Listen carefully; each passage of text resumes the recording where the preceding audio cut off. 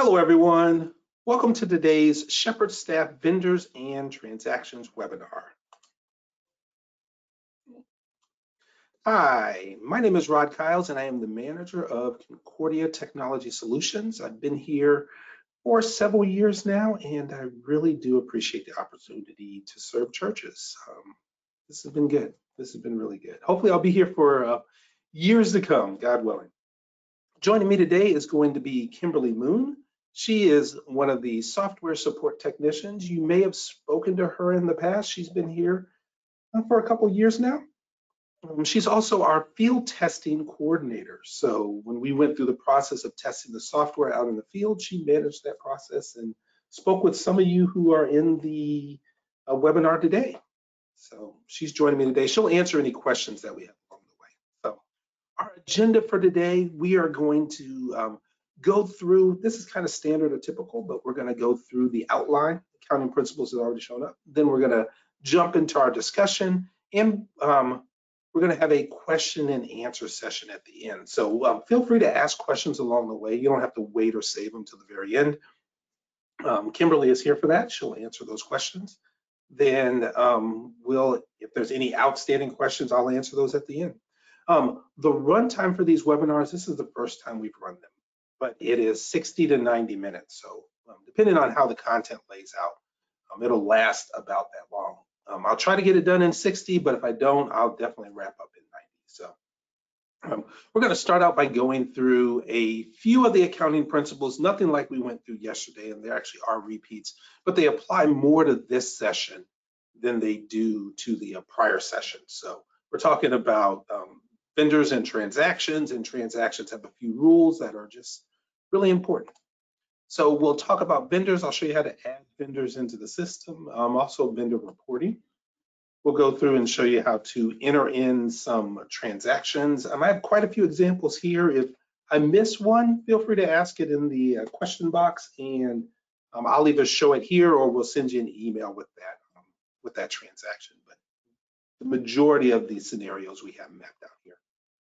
So the naming of the transaction types have changed, and we'll go into all those details, but instead of deposits, it's going to be receipts in this new version, 9.0. Instead of checks, it's going to be payments, and of course, journal entries are still journal entries, but we'll go through all of the nuances of the redesign and show you how to enter in all the transactions that you guys were doing in 8.9 and show you how to do them in 9.0. Then part of the journal entries, of course, is the credits and debits chart, which really applies to every single transaction, but we'll also show the credits and debits chart. Of course, we'll show you how to print out checks, which people are still printing checks. And then we'll do reports and views, and we'll kind of sew in the reports and views as we're going through and we're talking about this information here at the top. So I'm excited, as you can tell. I hope you're excited as well. If you're ready, I'm ready. Let's get started.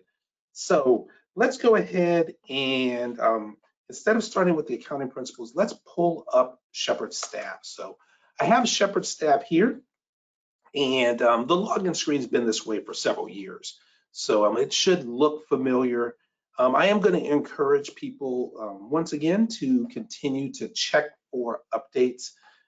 As we release the software, we get feedback from you guys, we make little tweaks within the software. Those tweaks are provided through the update server. So anybody who's using the software can check for updates and receive those updates. And we think about updates and upgrades as being a little bit different. Upgrades are new versions of the software. Updates are updates to those new versions, and they're smaller and they're minor tweaks, little bug fixes and stuff like that. So I'm going to log in as the system administrator. This is going to give me full access to the software so I can do this demonstration.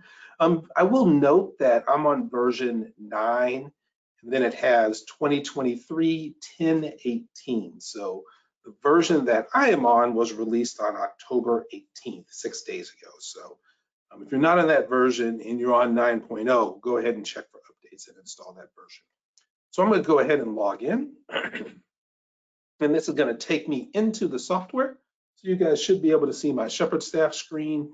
You'll have your standard toolbar across the top, and then there'll be the icons. And typically I call this second row the menu bar because it has the modules, and then it has other areas that help you with those modules, subgroups, reports, the month at a glance, which is a calendar, the task manager and to-do list. There's sending emails, there's web tools, there's the sync with Church 360 Unite, and then there is reminders. And we'll talk about these reminders here as we get deeper into the system. I didn't have recurring transactions on my PowerPoint presentation, but I'm also going to talk about recurring transactions, which works with reminders. So I'm going to go into finance, and this is going to bring up our finance module. It's in the redesigned form where it has the tabs across the top, which group together the grids that you saw in the old version. And then each one of those grids are going to be sub-tabs associated with these major tabs. So we've kind of, grouped them all together here. So yesterday we spent time talking about accounts and how to create accounts, and all of that stuff falls underneath the accounts tab. Today we're going to spend the majority of the time, or a large part of our time, under activity. We also talked about budgets yesterday, but we're going to spend a lot of time under activity, and we're going to spend a portion of our time underneath other reports. And underneath other reports is where all of your reports are going to be stored.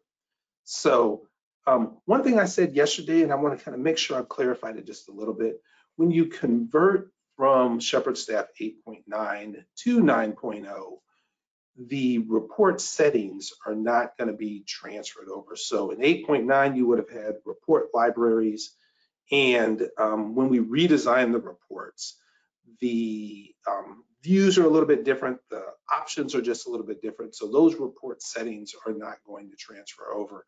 All of your data will transfer over, so all of your checks, deposits, journal entries, all of your vendors, all of your financial information is going to transfer over. But I just want to make sure that, I clean that up a little bit. Like, you're not going to lose any data. It's the report settings that are going to be lost, but also encourage everybody before upgrading to, print out those reports, make screenshots of your settings so that you understand what you had before, and then you can create those in other reports, where you'll be able to use the save button down here at the bottom right to save a report in your favorites area to be able to access daily, weekly, monthly, quarterly, annually. So, okay, so let's go back and let's talk about account principles. And there's just a handful of account principles that make sense to discuss when we're talking about creating transactions. And so this is cash accounting. So even though there's a little bit of accrual that happens, but it's not true accrual accounting. So with cash accounting, congregations work on a cash basis. So you're not entering in insurance payments or something way into the future. If you're doing that, you're doing that with budgets. So you're not representing something as cash in the future. You're just saying, hey, if it is cash and it takes place now, we enter that into the system. Income is recorded and recognized when the money is received. So when those offerings come into the system, or when those offerings come into the church, into the plate or basket on Sunday, you record that in offerings and contributions, and you post that, and then that creates a deposit inside the finance module. So they're recorded and recognized when the money is received. Then expenses are recorded and recognized when the money is spent. So if you spend the money, you go into the system, you create your, you write your check, or you enter in your journal entry, or we're going to have a thing called electronic fund transfers, which are supposed to represent those electronic payments that we do online nowadays, but you enter those when those happen. I think the only time difference that really happens when it comes to transactions is you might enter your checks in early for Friday payroll. So there's no true accrual accounting when you talk about Shepherd Staff. It's all cash-based. And the reasoning for that is easier to track how money comes into and goes out of your church. Whenever you print reports, everything's accurate at that point in time. It's easier to explain balances to your congregation in church because it is as of this date. Everything is true to number. So, and it's safer so you don't run into cash flow problems when several accounts come due at one time. This does work on double entry bookkeeping. And so when double entry bookkeeping is in play, the principle is that there's always at least 2 accounts on every single transaction. You may have 10 accounts or 12 accounts, but there's at least 2, 1 credit and 1 debit. You can have multiple credits and multiple debits on a transaction. That's usually a journal entry, and there's some people who write, complex journal entries, but there's at least 2, and the credits and debits must balance. And let me reverse that. The debits and credits must balance on every single transaction. If those transactions are out of balance, then the transaction won't save, and you'll get like a little warning message on your screen. For example, when a deposit is made, money not only goes into an asset checking account, but it also goes into an offset tracking account that shows the purpose. So it's going to be an income account. So when you enter in your Sunday offerings, you'll have your bank account, and you'll also have the offset accounts, the different funds that are represented by those accounts inside of that transaction as well, and they'll both balance. Okay, so transaction types. And before we do transaction types, we are going to switch back to Shepherd staff, and we're going to add in vendors. So you don't have a vendor with every single transaction, but quite a few transactions are going to include vendors. To access your vendors, you'll go to the Activity tab. You'll skip through our transaction types, and then you'll go to vendors. And these are the vendors that are inside of our dummy data here. And we're going to create a vendor, some individual or a company that we're going to pay, an organization. You know, it could be the electric bill or the trash bill like we have here at the top, but it also could be an employee or just somebody who did something for the church. You can add them into the system and then create a payment underneath payments here at the upper left. Now, this view has been converted into kind of like the standard view here where you have search at the top. I've only got less than 1 screen full of information here, so I don't really have to search, but if you've had the software for years and you've got more than 30 or 40 lines in that view, you may want to search. And if you've got hundreds of lines, or if you're in a view that's like payments where you're creating transactions throughout the year, you're going to want to use search. And it has 2 search boxes that allow you to combine them with an and or an or. Then there's other filters, and this one's called type, but this one's called filters. So there's other filters that you can apply as well, and those are based on the view that you are using. So we're dealing with transactions, so we're dealing with transactions, we're dealing with vendors. So there's vendor types, there's agency, business, church, employee, government, member, and other person. So they're basically broke down to like human beings or organization, churches, businesses like that. And then the filter just allows you to filter based on active, inactive, or no filter at all. So we're going to go and use our action buttons at the bottom. Another convention that's inside the software is there's action buttons down at the bottom to apply to the information that's inside your view. So there's add, edit, delete. There's the ability to create labels. Export is another one. So if you like to create your own reports based on the data that's in the view, you can export it to Excel and then craft your own report. There's also print and save. And then there's the count based on the number of records or rows inside your view. And with the print button, depending on the view, the print may give you an option to select different formats of the report. So it just depends on the view that you're in. Okay, so we're going to add let me slide this over here just a little bit. We are going to add in a vendor, and I got my vendor notes here. So we'll click add, and it's going to bring up this add window.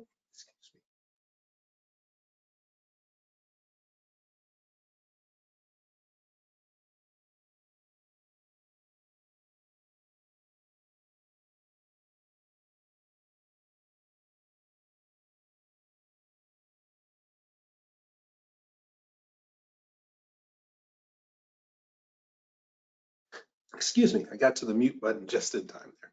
So we're going to add in a vendor, and we're actually going to add in a couple of vendors. So I'm going to slide this over here.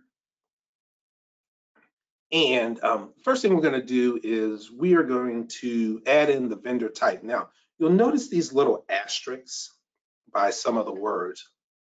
Those asterisks mean that this field is required. So inside of this view, there are two fields that are required, vendor type and vendor name. So we're going to enter in a business, and we're going to call this one Wilson Construction. And then depending on the type that we select, if we select a member or other person, this little M will, like it'll gain its color and it'll allow us to connect it to a person. Excuse me, one more time.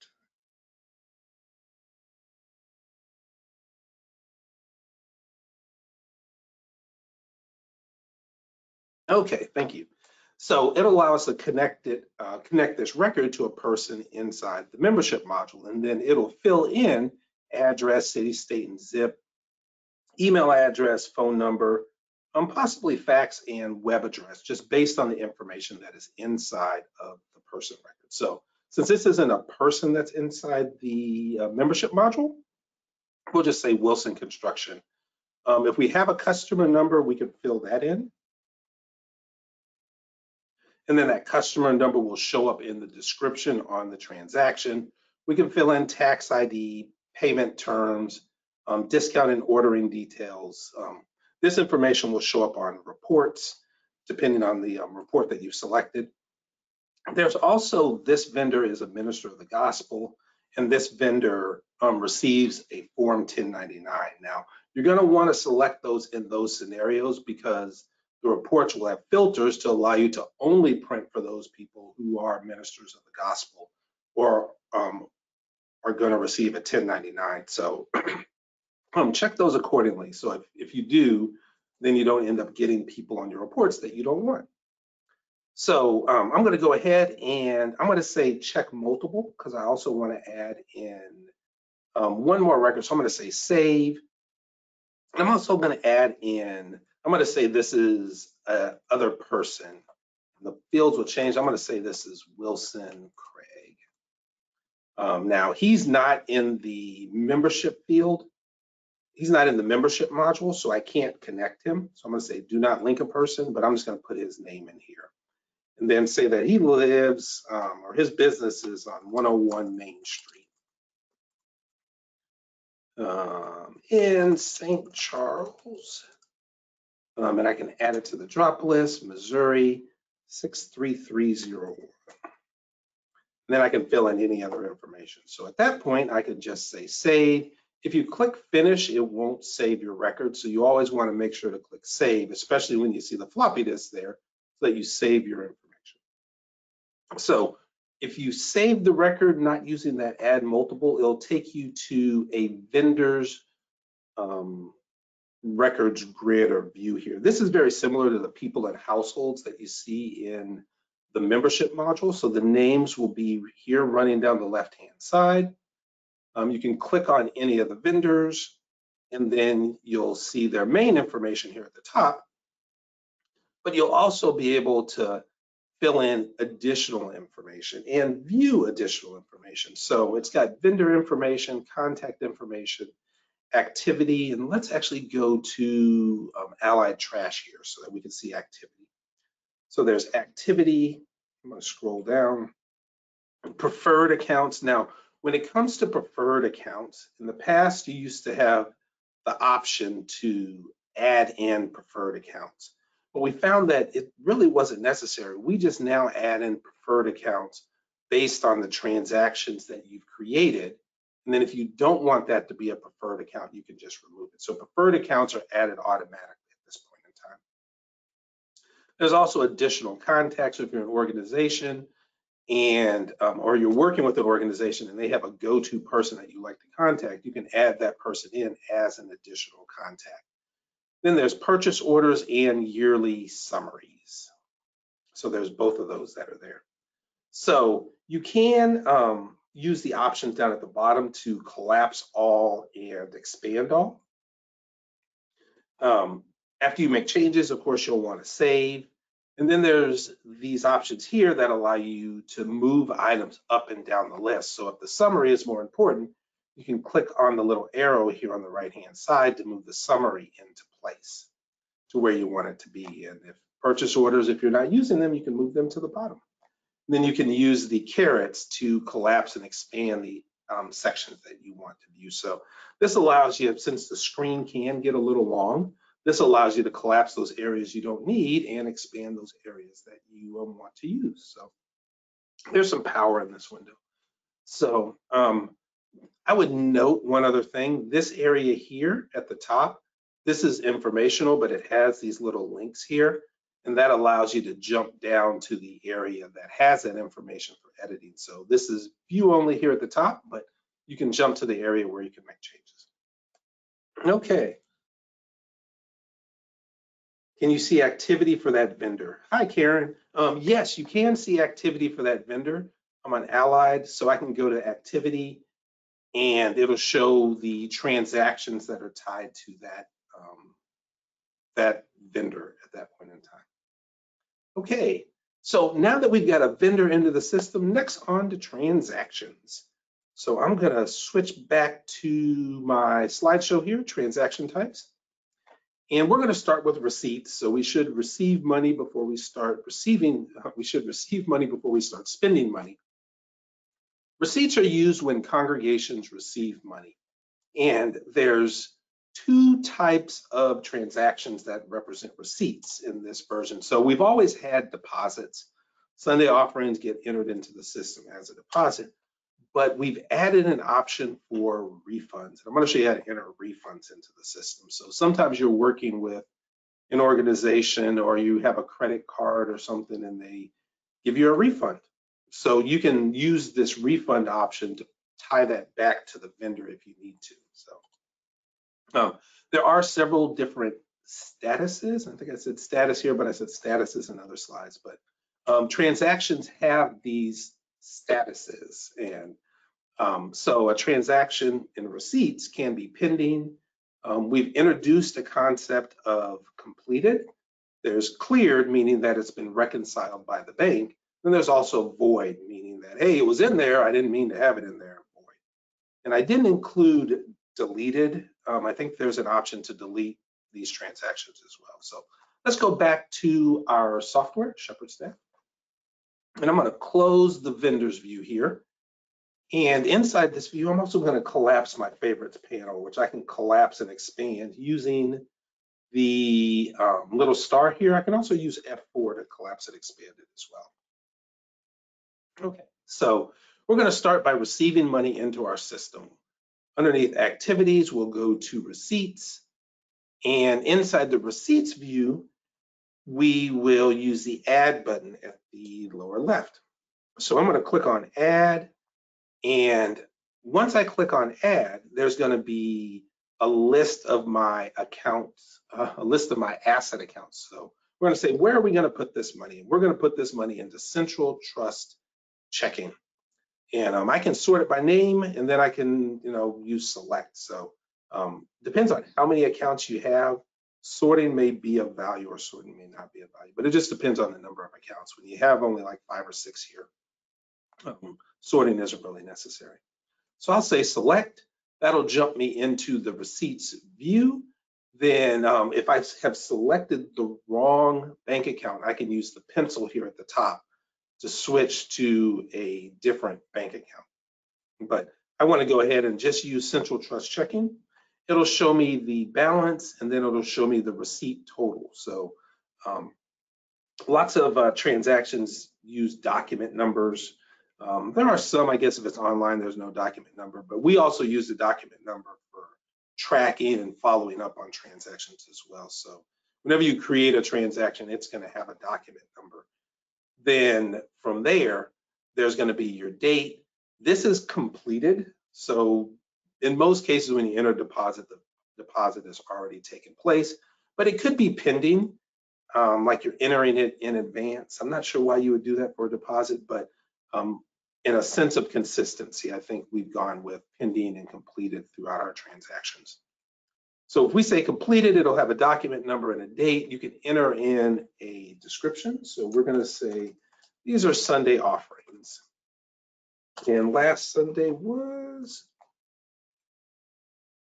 the 22nd. So we'll say that this deposit was made on the 23rd.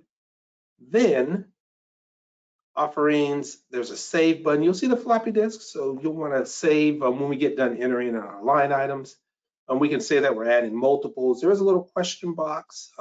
We've added the ability for attachments. So if there's documentation that you want to attach to a transaction, you can do that, not just with deposits, but there might be credit card receipts that you want to add to a credit card transaction. I guess I've let that out the bag a little early, but I'm going to show you how to create credit card transactions as well. Then you can also add a note to it. We'll skip from a vendor from now. We'll do that in the next transaction when we show a refund. And then let's go ahead and enter this. Yes. So Margaret asked the question, would you not be entering contributions through the contribution module and posting the finance?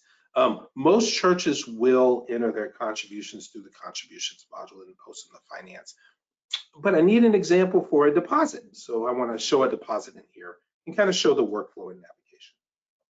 Okay, so for those people that don't use the contributions module to enter in their deposits, you would enter in a deposit like this. Now, there's the filter button here to the left-hand side where you could select the account types that you want to see in the drop list. We're doing a deposit, so it's in most cases income and dedicated, but I guess it could be liability as well. Then if you enter by name, then this drop list will be sorted by name. If you uncheck enter by name, then the drop list will be sorted by the account number. So we're going to say enter by name. Then we're going to select our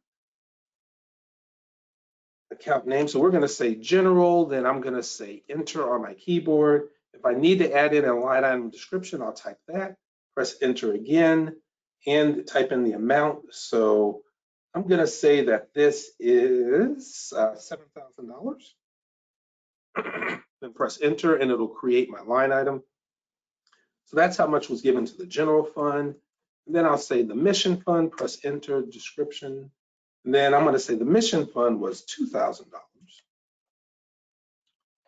And enter, then that'll create that line and take me to create the third line. Then I'm going to say youth fund, down arrow, enter, enter. And the youth fund is going to be $700. Enter. And then I'm going to do the building fund.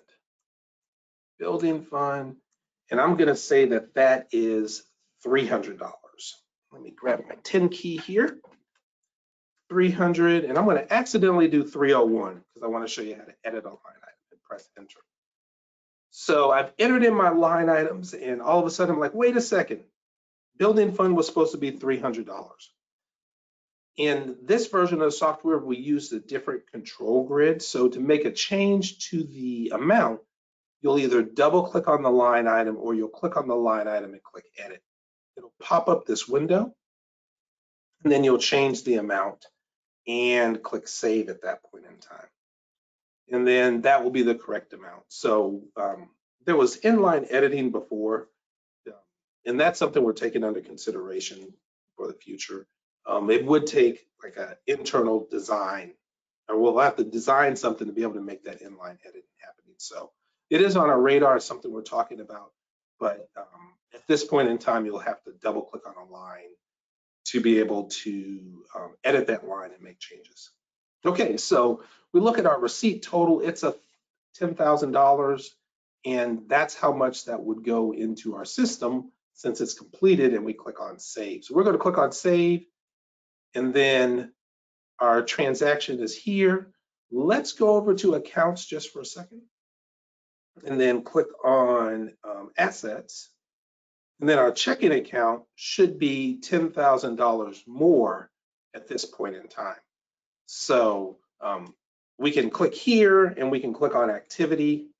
And I'll talk more about the activity view here shortly, but if I scroll down to the bottom of this view, we can see the 10,000.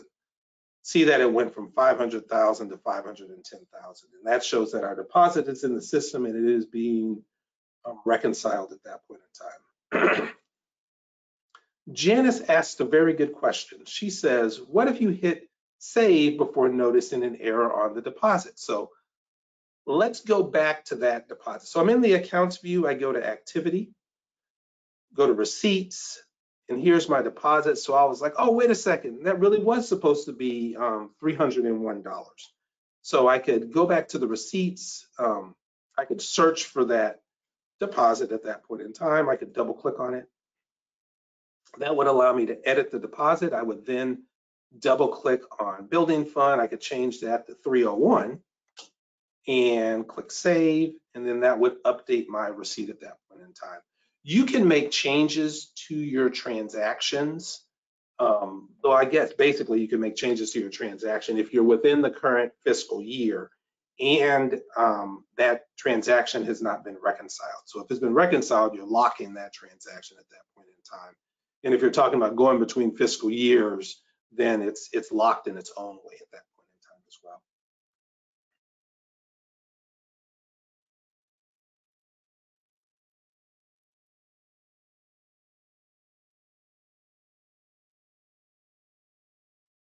Okay.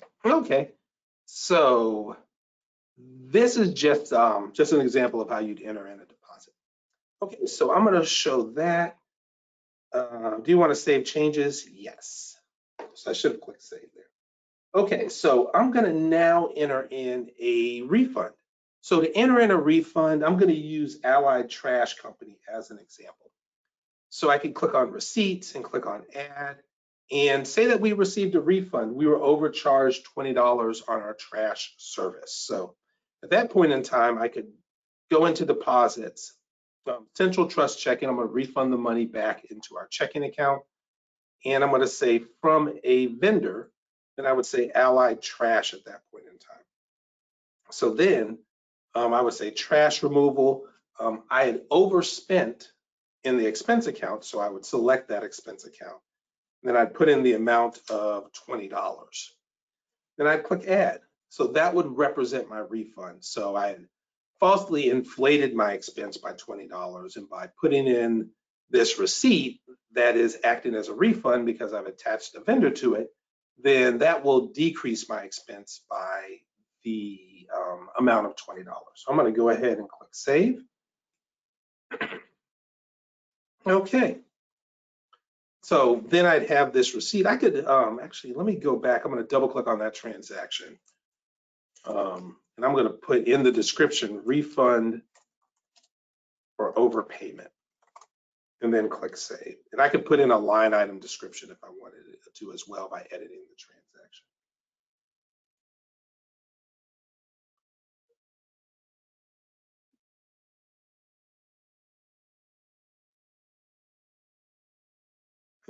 Let me answer just a couple questions here. Janice says, I'm not sure why you would not enter an offering through contributions. How would your accounts all update when update with income, and how would you create a statement of giving? But not everybody uses the contributions module. Like the finance module is a standalone module. So this is just an example of how you would enter in a deposit.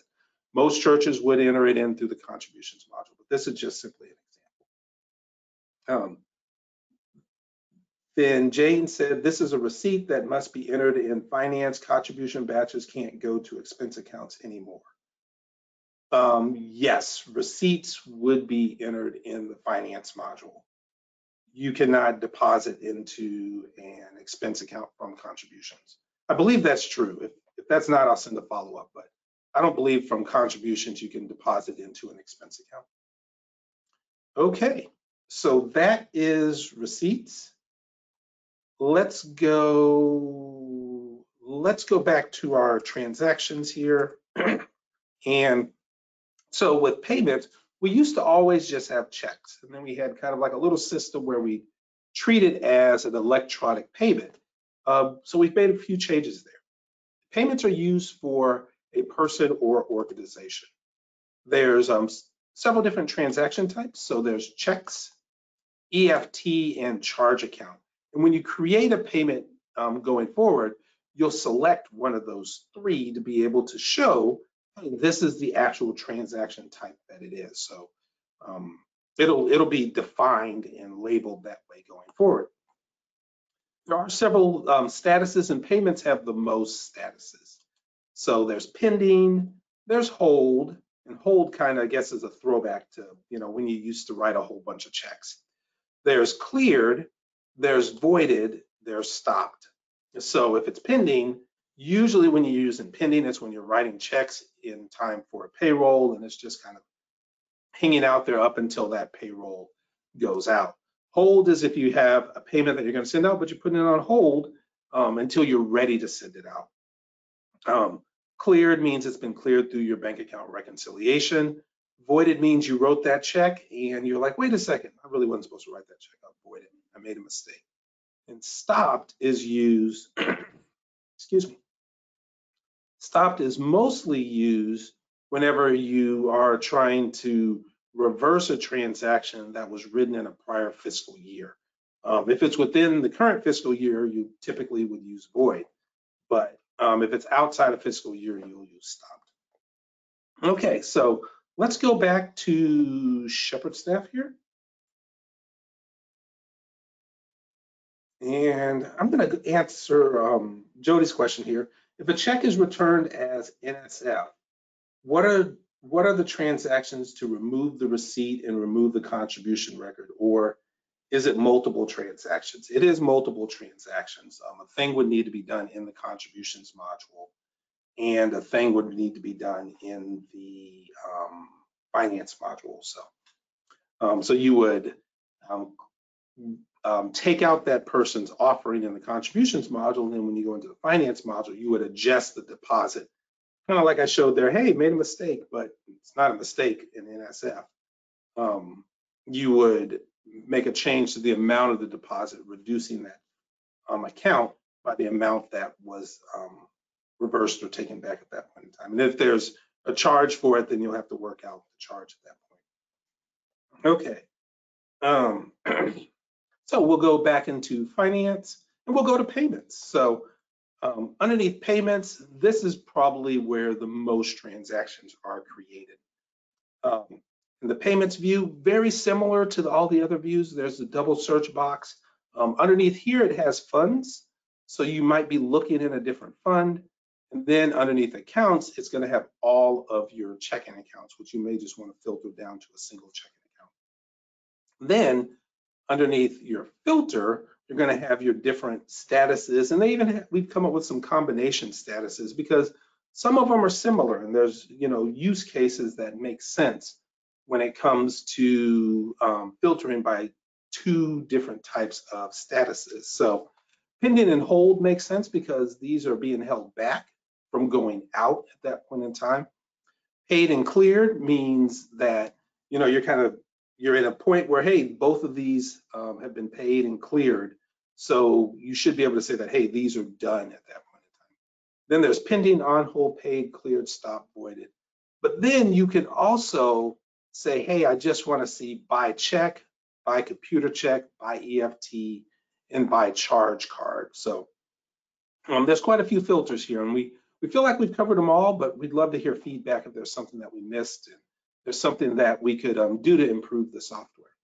So let's go ahead and let's add in a few payments. And the one I like to start with is adding in a check. So I'm going to say add here at the top or at the bottom, and it'll say add a payment.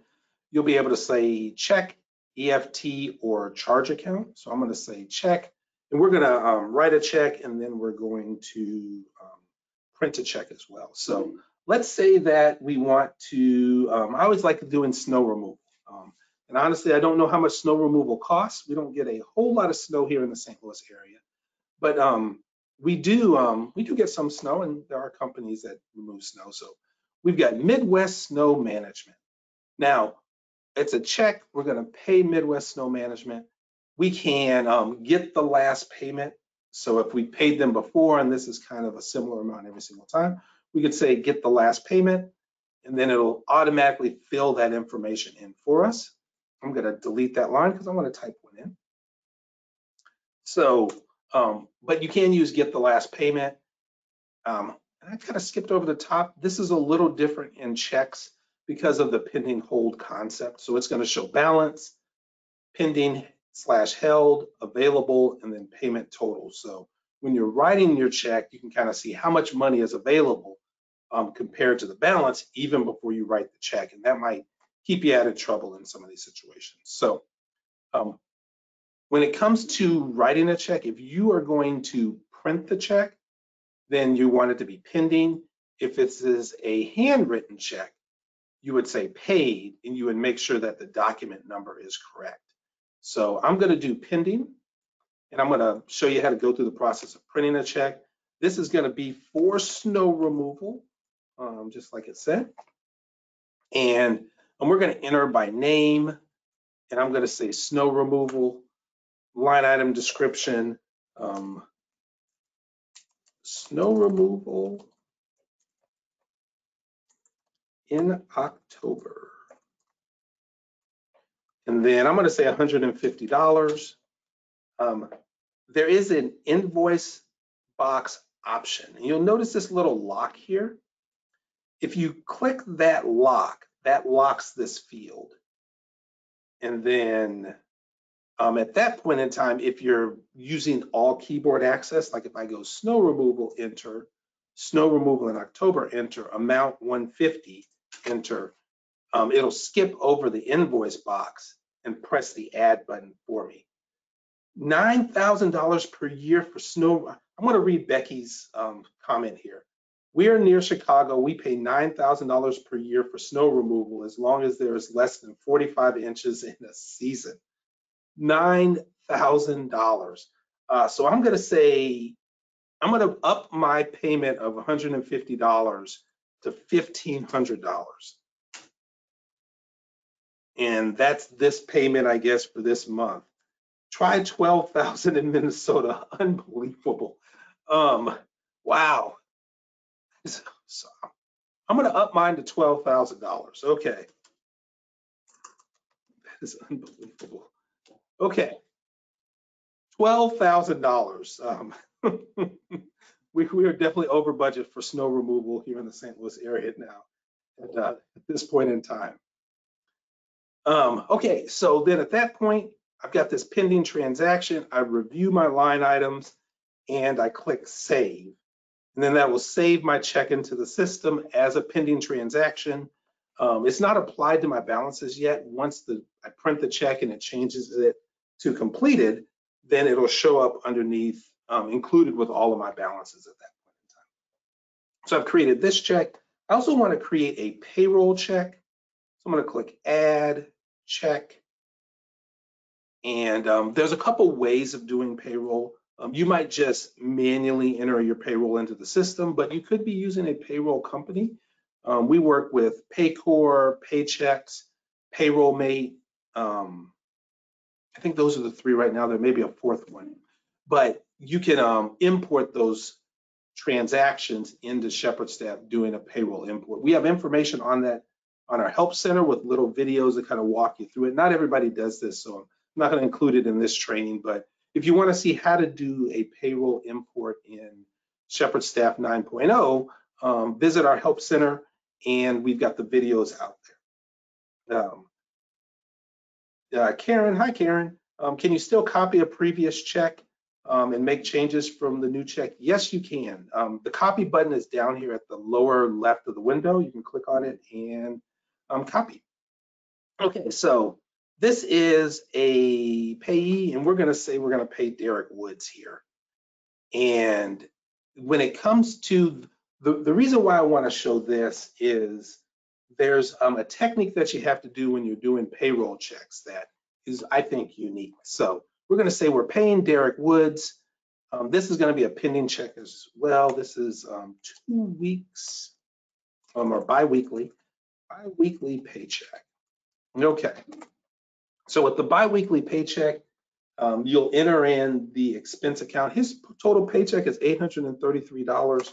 So that's going to go to staff salary, $833. We probably should increase his salary. It's been this way for like a decade or more at this point. So his salary is $833. Then we do in federal taxes. And you'll notice that this is a liability account. So when you're working with the liability accounts, on a paycheck, you have to enter in a negative to reverse the credit and debit. So you'll notice there's only one column for amounts. There's no credits and debits when you're entering in payments.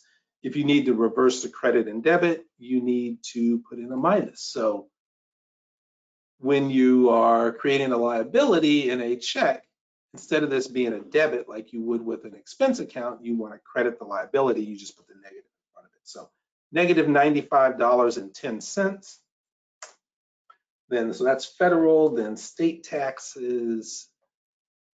State taxes are $22.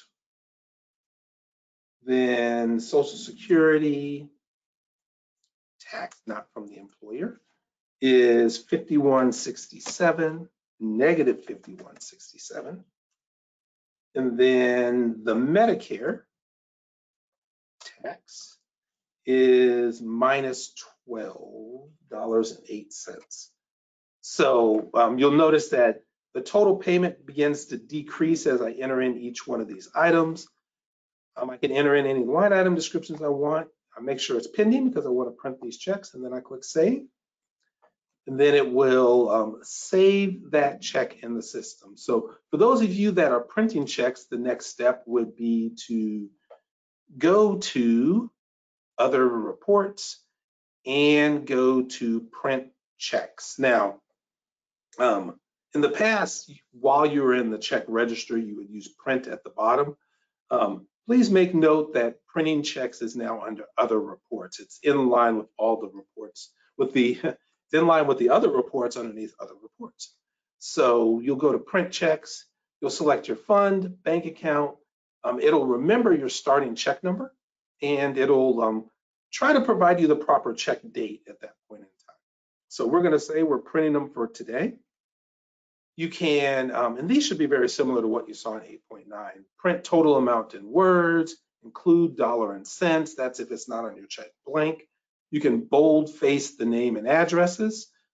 Depending on your printer, you might need to hide the stub, hide the heading on the top of the stub. If you are from Canada, you could use the Canadian format, which is just a little bit different. You can show deductions as negatives. So if this is a payroll check, you may want to show those deductions as negatives. You can say, hey, don't print the memo line. And we had a situation where when customers were printing, the memo line would push down into the micker bar, which is part of the security of a check. So you could say, don't print the memo line. And then you can show calendar year to date, which makes a lot of sense for payroll checks as well. So do not print the memo line. I'm going to include the memo line, and I'm going to include the heading so we can just see the whole check at that point in time. I do kind of have a mix here where I have snow removal and I have a paycheck at the same time. That's not typical. Usually you would do your payroll run at a time and then you would do your other checks after that. But I'm going to do both together since we're in demonstration mode here. So from there, you would say preview checks, and you would see your check at that point in time. And then that would be the first check. And then you could use the navigation bars here at the top to see the second check. And you'd be able to see all of your information at that point in time. Hi, Joanne. Where is the check preview report or pending checks report? We need that to give the church treasurer for review before signing checks. So I'm going to click cancel here. And in 8.9, there was a pending checks report, I think is the title. I might be off on the title just a little bit, but there was a button that allowed you to print out a report of your pending checks. To do that in this version, you would go back to the accounts view. you would select assets, and you would filter, I'm sorry, you would select activity, you would select payments, and then you would filter your view by pending, paid by check. I think they would all be pending at that point in time. Is that true?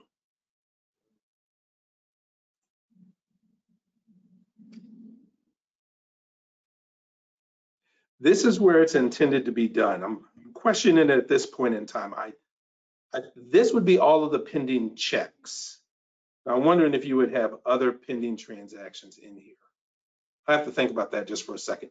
But at this point in time, you would go to print, and then you would say, you could group by method, group by payee, or use the default. Select, and then this would show your pending transactions, which you could print at that point in time and give that to the treasurer. Now, I do think the question arises if you would have more than just checks in here, if you would have EFTs or charge cards, items that were pending. We would have to discuss that and figure out how to do that. That's the way that it's designed to work right now. And of course, you can provide feedback to us on how you think that works, Joanne. Okay, so I've got those two checks out there. I go to other reports, I go to print checks. I click preview. And then from there, I can click print, and it will send my checks to the printer. I had mine set to default printer. So it's sending it over to my default printer right outside there. I have it set to middle check, and I have it set to the default source. So if all of my checks printed correctly, I click continue, we're good to go. If none of my checks printed correctly, like there was, something just went completely awry, I could say none. And if only some of my checks printed correctly, I could uncheck the check that did not print correctly and click continue at that point in time. So, and then move forward and then reprint and work through the whole thing. Okay. So that's how you print checks. Let me show an EFT now. Okay, so payments, and I've got this set to pending, so I better say no filter. And when you go to add, then there's going to be EFT. And this is not necessarily a replacement for what customers were doing with journal entries before, but it does give them an alternative to do it. So if you continue to want to create your electronic payments through journal entries, you could do that. We think this is going to be a little bit simpler. So if I was going to make that snow removal payment to Midwest Snowing and it was an EFT, I could do that here as well. I could say get last payment information, it would pull it in. With this being an EFT, it's probably electronic fund transfer and it's paid, where it enters in a document number and a date at that point in time. So when you're creating a payment, you can switch between the pay by types as you're working through the process. So if you start off in check and you really meant for it to be an EFT, you can change it. So if I wanted to pay Midwest Snow Management the $12,000 by EFT, I could do that here as well. And then that just goes into the system. I go to their website and pay it by debit or credit card or by electronic fund transfer from my bank account. But I could make all those changes here as well. So and I could delete that line and then save it. So lots of payments are done by EFT now, so we figured adding that in would make a lot of sense. And then there is charge accounts. So if I go to payments and add, I could select charge account. Now, charge account, credit card, there we go. So charge account is entering in a transaction that you've done on a credit card. So you could say, okay, well, pay by charge account, which is my CC credit card that I created yesterday. I could select who I'm paying. So let's say that we are purchasing something from Concordia Publishing House. And let's say that we're purchasing worship materials. So worship expense, and we could say these are books. Let's see, worship expense. Worship expense.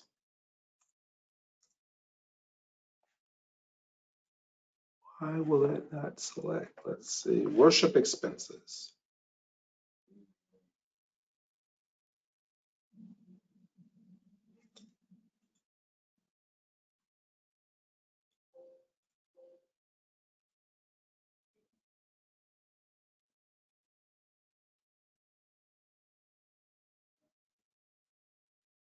Oh, there we go. I had enter by name unchecked. That's why I couldn't select by name. Okay, then books, and then $257 on books, and then add.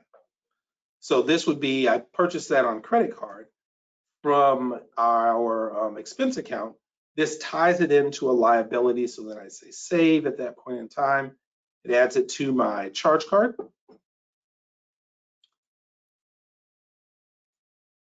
Account, general operations, no filter. And it'll then be in my system. And then at that point, when I decide to pay it, I can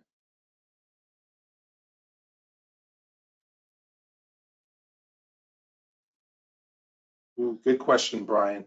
Brian, we will look into that 150 versus 1200 or 12,000. Very good eye on that one.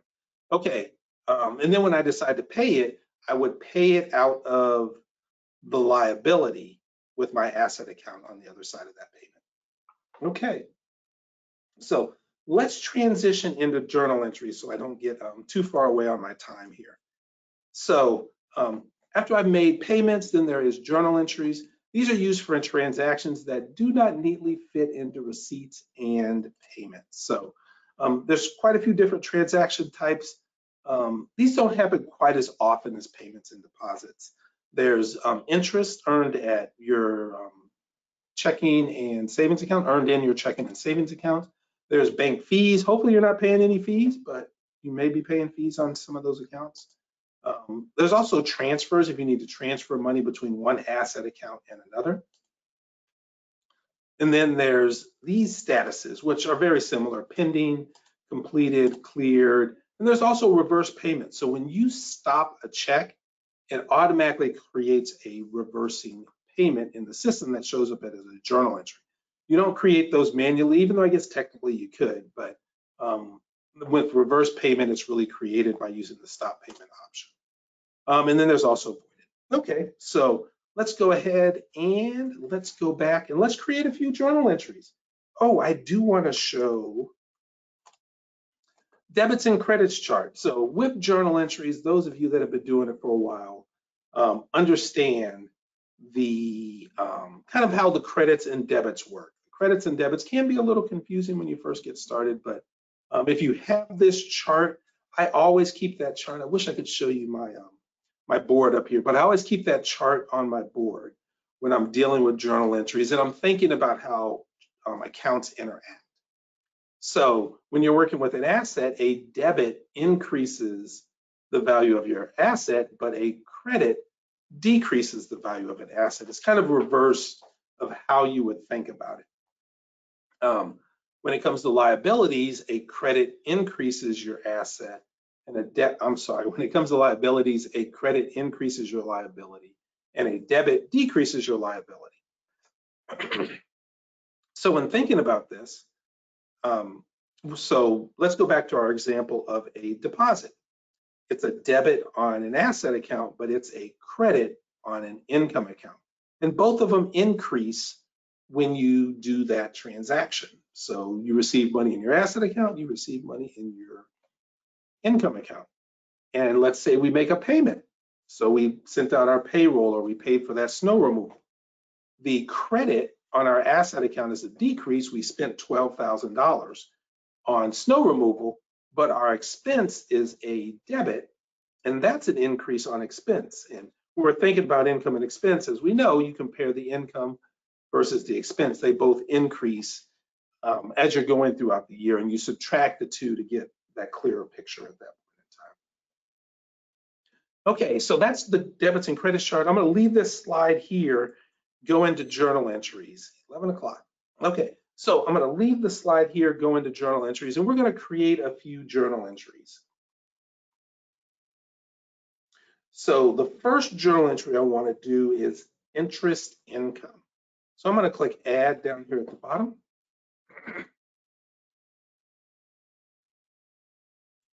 Excuse me. So in a journal entry, it's going to have a document number and a date. I'd say in most cases, journal entries are always completed, but you do have the option to do pending. And this is going to be interest earned on savings account. Savings account. Okay, and then there's going to be our savings account. So I'm going to go over to the filter here on the left-hand side. I'm going to uncheck liabilities and all the other ones. I guess I could have unchecked like this. Then apply. Then I'm just going to see my asset account. So I'm going to say savings. Excuse me.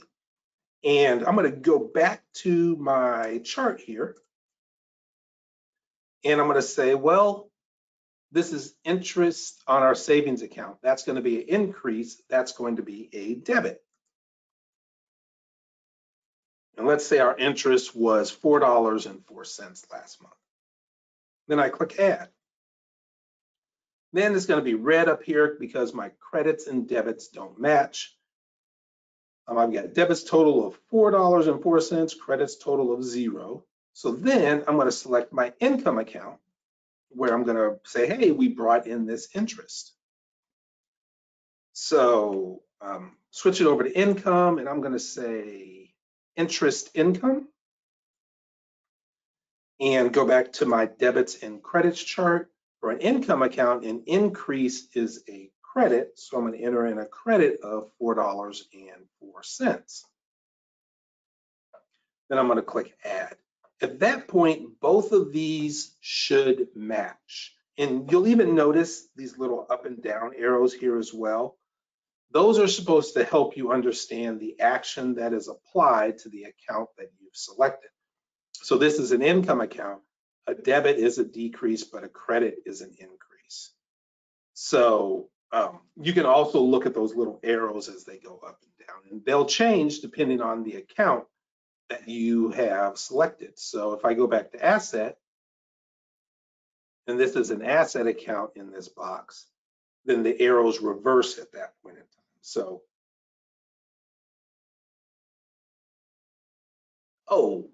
good question, Joanne. I'm going to let Kimberly answer both of those questions.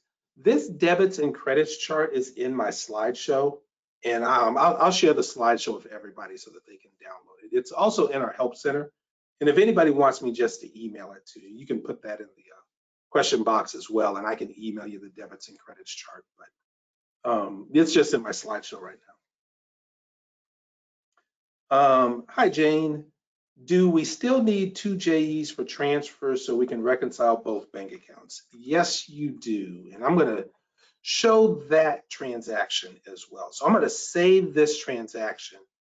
And when it comes to using 2 asset accounts and transferring money between 2 asset accounts, you have to create 2 transactions. The reason why you're creating those 2 transactions is because you want to have a single transaction to reconcile the one asset account and another transaction to reconcile the other account. So let's say, and we use a transfer account to make that happen. So in journal entries, I'm going to click add. Will do, Margaret, thank you. So we'll do add, and we're going to say, let me click here, that looks good, okay. So we're going to say we are transferring money from Central Trust checking to Central Trust savings because we want to earn the interest on that. So I'm going to say enter by number. I'm going to scroll to the top of the list. So we're taking the money out of Central Trust checking, and we want to decrease Central Trust checking. So that's going to be a credit. And let's say we need 20,000, or we're going to take $20,000 out of our checking account. We're going to send this over to savings. So we click add. Then we're going to put that money into our transfer account. So our transfer account is an expense account. So we're going to say transfer account, and we're going to put that 20,000 in there. And it's just temporarily going to be in there while we create the second transaction. What I like to do is in the description, call this transfer from checking CHK to savings. And then I put part 1 so that when I see this, I know this is part 1 of this process. So when I reconcile the checking account, this is going to be the transaction that I use to reconcile that account. So I'm going to say save. Oh, I didn't add that line. $20,000 add save. Okay. So then that is the first part of this transfer. Then I need to do the second part of that transfer. So I will go ahead and sometimes what I'll do is I'll just copy the transaction, call it part 2, then change Central Trust Checking to Central Trust Savings. Central Trust Savings. And then it's going to be a debit of $20,000 and no credit on that account. I must not have selected it. Central Trust Savings.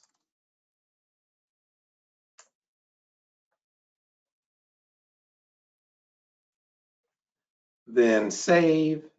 Then I would reverse the second line, which is supposed to have $20,000 in the credit at that point in time. So it's just a little bit easier to copy the transaction and save it at that point in time. But you can either create both transactions or copy one transaction and modify the second one. Somebody's already asked me about copying transactions, so there's that. Like I like the copy option. Oh, hey, Karen. Yes, you are correct. So Karen said we have 2 funds, general fund and building fund. Now I change the fund when I need to do the 2 parts of the journal entries, transferring between banks. Yes, you would change the fund. So I don't have any accounts in my second fund, but you would change your fund to get to the position to create the other transaction. Absolutely. Good catch. Okay, so that's how you transfer money between 2 bank accounts, and if it's in a different fund, then you would select a different fund. Yes. Okay, so I didn't show the location of the void button. You may have seen it. So if you need to void a transaction, you'll edit the transaction, and the void button will be at the lower left of that window. And if you need to stop a transaction, let's go to payments, and let's say we have this check here for $12,000. We're like, wait a second, we've got 2 transactions here. If I needed to stop it, I would click edit, and then there would be a stop option at that point in time to be able to stop that. Now, this is an EFT. I don't think you'd stop an EFT, but if it was a check, you would stop the check at that point in time. But those actions are now located underneath the edit option instead of down here at the bottom underneath with all your other actions at that point in time. So they're inside the transaction. Okay, so that's voiding, copying. Let's take a look at recurring transactions before we dig into a couple of these reports. So recurring transactions, there are churches that use recurring transactions. It's a way of creating a template for a transaction and then just generating that template week in and week out. So you may have noticed this red eye here at the top, and I mentioned it earlier, but it's got warnings and reminders. The 2 that we have in our system are recurrent offerings and recurrent activities like checks, deposits, journal entries. So you can click on these and it will take you to those to that area. So I click on that one, it takes me to activity, then I would click recurrent, and I would see all of my recurring transaction templates at that point in time.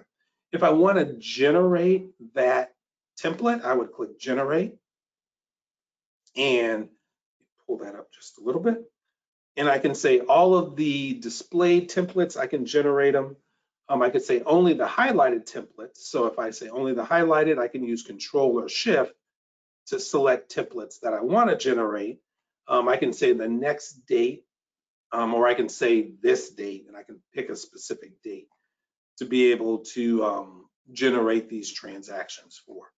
There's also, I can search, I can say, okay, well, this is the due by that I want to select. I can say the type because we have payments, receipts, and journal entries.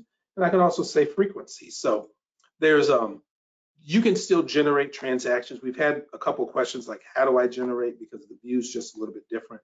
In the past, you would, basically in this view, you would select the ones you want to generate and then generate. But now you'll drill down into it before you generate. To create a template is very similar. You click add, you'd say the type that you'd want to create. So if it was a payment, and then you could select your payee. Let's do Wilson Construction. You would say the frequency that you want to pay them. You could say monthly. You could say the next payment. It could be in the past, technically.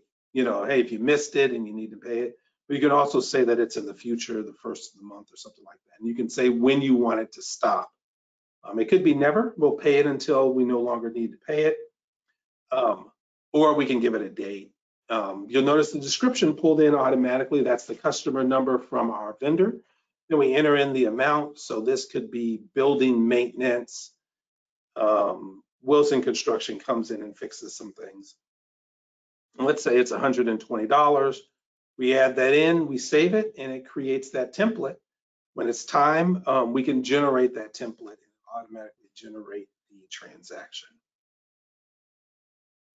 Okay, so let's go ahead and let's show some of the views and reports that are related to this. We're going to talk even further about reports tomorrow, but there's some that are very specific to transactions that we want to show. So underneath other reports, we have the general ledger report, and the general ledger report is the general ledger report. It's not an account ledger. So the general ledger gives you an option to see a ledger of all of your accounts. So this could be all of your accounts and the transactions related to those accounts.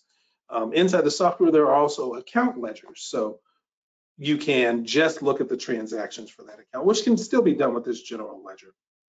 The general ledger is one of the big reports in my mind because you have to be able to see the transactions that are created in the system and report on that information. So you can go over here and you can select the date range. So it could be 1/1/2023 to today's date. You can use the date cycler here to cycle through different ranges. So it could be first quarter, second quarter, third quarter, fourth quarter. It could be the current month. That's actually prior month. And then it cycles back to the whole year. So from there, you can say, okay, well, I want to filter down certain, I can filter down to a certain account by either under accounts or a certain group of accounts by using our groups and our types and our funds. You can filter by responsibility code and church body code. Then there's level of detail, and it's only 2 when it comes to the general ledger report. It's either summarize or detail. So we're going to do summary, then we'll come back and do detail. Depending on the situation, you'll want to include or exclude accounts without activity. You can include inactive accounts, which is slightly different because you can mark an account as inactive if it doesn't have a balance. And then you can also say account number, account name, then number. So let's go through and let's preview the report. So we'll do print. Then from there, we'll see our different accounts with summaries. So the checking account is usually the one that people look at the most, but we do see it our other accounts as well, accounts that are on the other side of the accounting equation. So it'll have beginning balance, period total, and the ending balance or new balance, depending on the time frame. Then there's receipts, payments, and journals, and all of those will add up to what your period total is. So we have payments of 195,000, receipts of 150,000, and journals that were a negative balance to give us a negative $64,000 at that point. And that's the difference between the 542,000 and the 477,000. So that's the period total, and you can just include and exclude the reports that you want to see. Now, lots of times people use this to see the details. So we're going to say central trust checking. So I'm going to uncheck all and just check central trust checking. This little icon here to the left allows you to either sort by account number or sort by account name. So I'm going to do central trust checking. I'm going to say detail activity.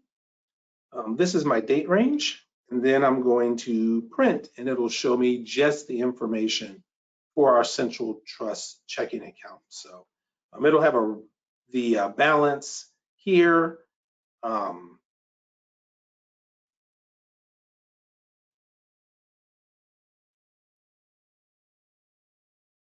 This isn't technically running balance. This is just balance. So balance, and then it's working through each one of the transactions, giving you a total. Then when you get to the last page,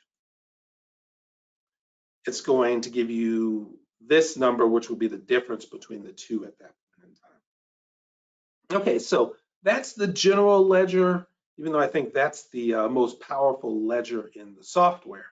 Now, you may just be doing some research. Hey, I need to find a single transaction for an account, and you know what that account is. You could go to accounts, go to activity. I want to go to accounts. This is account ledger. So go to accounts, double click on your account, and then it's going to show you the account ledger for that account. So under central trust checking, there's ledger, and then these are all of the transactions for that ledger. And you can just see them at that point in time. Export them if you need to. There are filters here. So that allows you to filter by the columns with bold letters in them. So I could say, well, I want to see all of the payments, and these would just be the payments if there was a date. So let's say it's, I think 1/20/2023. And then I could just find that transaction at that point in time. A neat thing that we've also added is if I wanted to view the transaction, I can view and modify the transaction from here as well. So we think that these additions to the account ledger are going to allow these to be more powerful, and people are going to access them more because they'll be able to filter down to what they want, be able to edit a transaction and find it here inside the grid. Now, you'll notice there's month totals here, so we've added a little graph as well. So you can see over here on the left, hey, these are the numbers, and this is our comparison at this point in time. Now, my data is dummy data, so the bars are a little squirrely there, but you can now see the actuals for that time period, see the number of line items, and then see how you're trending as well. So, and this would be in all of those, all of these ledgers as well. Okay. So those are the account ledgers. Let me show you underneath other reports. There is the registers, so payment register, receipt register, and journal register. So with these registers, they're for finding transactions related to the word right before it. So the payment register will allow you to find payments. The receipt register will allow you to find receipts, and the journal entry register will allow you to find journal entries. So if you're looking for a very specific transaction, you could do that here, or you could just, this could be all of the checks for the month that you want to print out. So there are people who print out just a check register, and that would be done from here. So you could say general operations, that's this fund or book. You could then uncheck and then say, hey, well, I want all the checks for Central Trust checking. You'd enter in your date range, payment method, you would say check.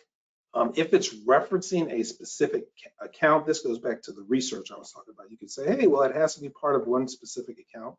You could say sort by date, document number, or payee. Hide line items if you don't need to see that information. And then you could say subtotal by year, by month, and by year at that point in time. And I've seen people use all of the different variations there. So from that point in time, you'll just see all the information that you're looking for, and you can print that out and store that in your records for further use if need be. Total payments for account 183,000 this year. So that's the payment register. The receipt register, very similar. Not quite as many options because, hey, there's not quite as many options with receipts versus payments, but you can select your fund date range. If it's just for one specific bank account, you can reference a specific account, and then you could say date.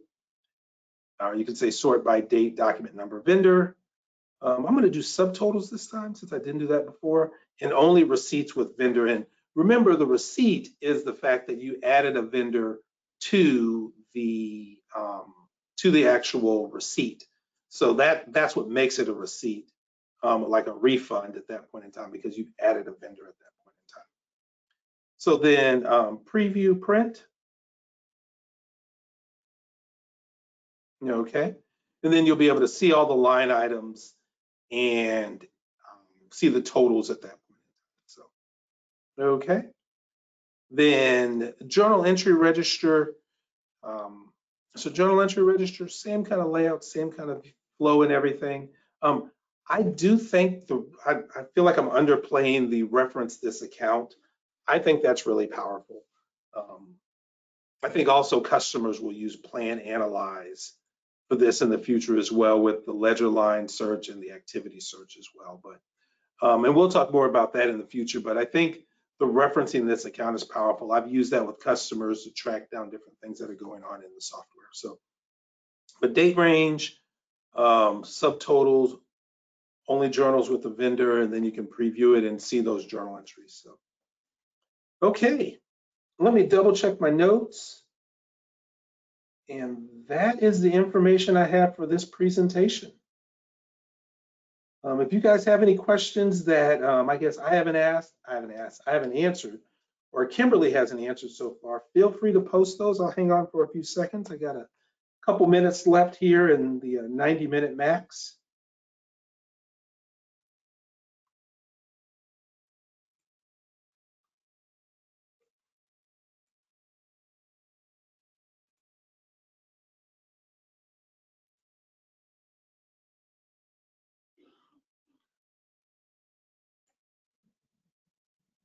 Hi, Janice.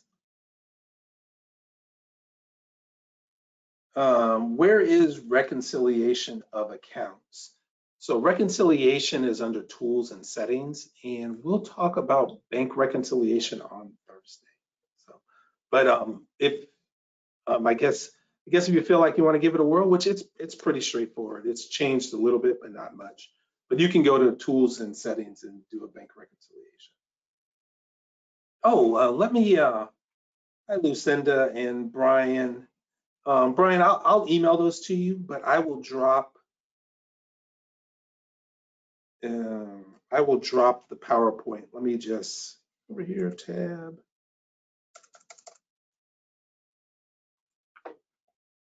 Save. And I'll drop this PowerPoint in the window as well. So it'll be under a section called handouts in your control panel. So there's like a little control panel with an orange arrow at the upper right. You can click that orange arrow to collapse and expand it, and there will be handouts in there. I'm going to drop that in there right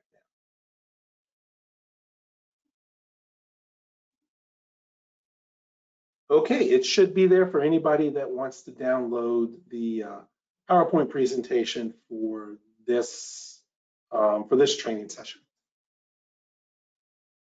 Let's see.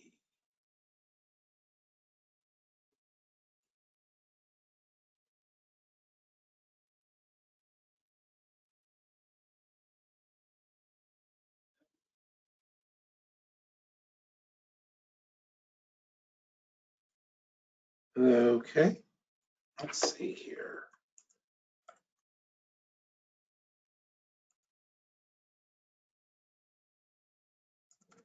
There we go. Okay, so upcoming webinars. We just have 2 left. We have reports tomorrow, and I'll dig in more to the reports that we haven't covered so far, and I'll just ask some general questions about reports as well. Like if there's a specific report that you guys want to see, you can post that in the window, and I'll do my best to show you any of those reports. Then there's plan, analyze, tools, and settings on Thursday. So 2 webinars left, and we'll kind of cover the areas that we haven't covered so far. Okay, we're wrapping up now. Let's see.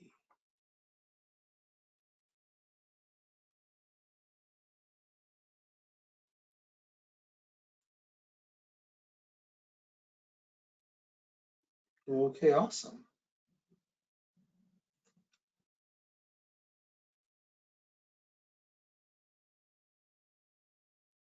Okay. Well, it looks like, oh, let me show one last thing. I know I'm like one more, but I still have 3 minutes left. So I want to show,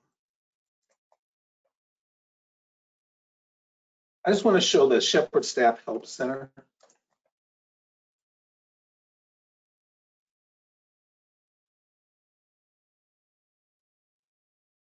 And this is where we post Help Center articles. We post just everything that we think could be helpful. So it's shepherdstaff.zendesk.com. It can be accessed from within the software. So if you go to the help options in there, it'll port you out to this website.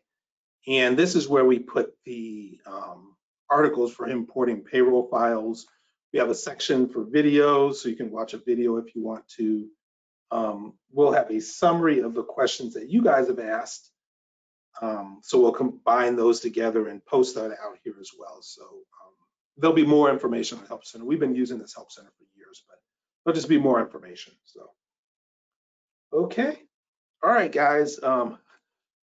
Please feel free to reach out to us at any time. We'd love to hear from you. I want to thank everybody for attending today's webinar. I really appreciate you guys' time and patience as we kind of work through this release and give all the presentations. If you have any questions, feel free to reach out to us. We'd love to hear from you. And I'll see probably the majority of you guys tomorrow if you have questions, if you'd like to learn more about reports. So talk to you guys real soon. I really appreciate it. Thank you so much. Talk to you later. Bye-bye.